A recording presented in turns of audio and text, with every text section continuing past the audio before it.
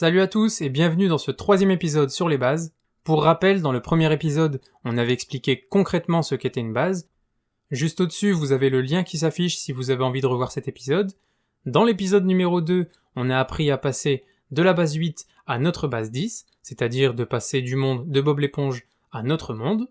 Et aujourd'hui, tout naturellement, on va faire le chemin inverse. Passer de notre monde à nous au monde de Bob l'éponge.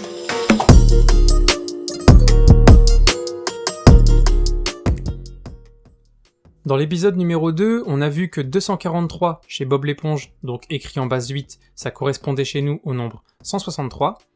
Notre mission du jour, c'est de voir comment on écrirait notre nombre 965 sur la planète de Bob l'éponge.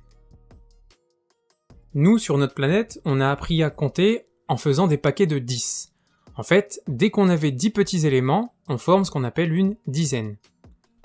Chez Bob l'éponge, c'est le même principe, sauf qu'on remplace les 10 par les 8. Il a donc appris à compter en faisant des paquets de 8. Dès qu'il a 8 petits éléments, il a ce qu'on appelle une huitaine. Donc le but de l'épisode, c'est d'écrire 965 sous la forme de paquets de 8. Et comme depuis toujours, si on veut faire des paquets de 8, on va faire des divisions par 8. Alors ça fait longtemps qu'on n'a pas posé de division, on va le faire tout doucement.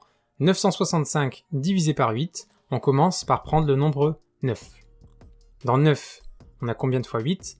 On l'a une seule fois, et il nous reste 1. On descend le 6, ça nous fait 16, et dans 16, il y a combien de fois 8 ? On l'a 2 fois. 2 fois 8, ça fait 16, donc en fait, il nous reste 0. Maintenant, on descend le 5. Dans 5, on a combien de fois 8 ? C'est trop petit, on l'a 0 fois, et il nous reste 5. Cette première division est terminée. Dans cette vidéo, j'ai mis le 5 en rouge. Le reste que vous obtenez à la fin, n'hésitez pas à l'encadrer, à l'entourer, à le mettre en valeur, parce qu'il va être très important pour notre calcul. Maintenant, on va oublier tout ça, et se concentrer uniquement sur le 120. Et ce 120, on va le rediviser par 8. En fait, on va faire des divisions par 8 jusqu'à ce que ça s'arrête. On est reparti. Dans 120, on va commencer par le 12. Alors dans 12, on a combien de fois 8 ? On l'a qu'une seule fois. Et il nous reste 4. On descend ensuite le 0. Dans 40, on a combien de fois 8 ? On l'a 5 fois. 5 fois 8, ça fait 40. Et il nous reste 0. La division est terminée. Ce 0-là, on le met en rouge, on le met en évidence. De nouveau, on oublie tout ce qui s'est passé juste avant. On se concentre uniquement sur le 15. Et ce 15, on va le rediviser par 8. Alors dans 15, on a combien de fois 8 ? On l'a qu'une seule fois, il nous reste 7, et la division est déjà terminée.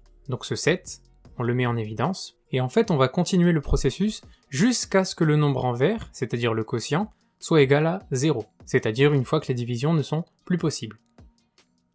On est parti pour la dernière division, on se concentre uniquement sur le 1 qui est en vert ici. 1 divisé par 8, alors dans 1 on a 0 fois 8, donc le quotient c'est 0, et il nous reste 1, la division est terminée. Ce 1 qui nous reste, on le met en rouge.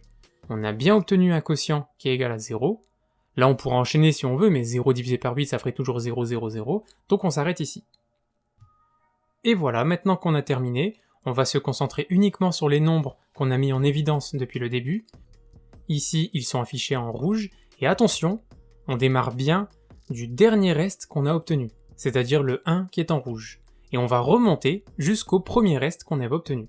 Donc dans l'ordre, on obtient 1, 7, 0, 5. Et ce 1705 qu'on obtient, en fait c'est l'écriture qu'on recherchait. C'est-à-dire que 965 sur notre planète s'écrit 1705 en base 8. Et on peut utiliser cette notation.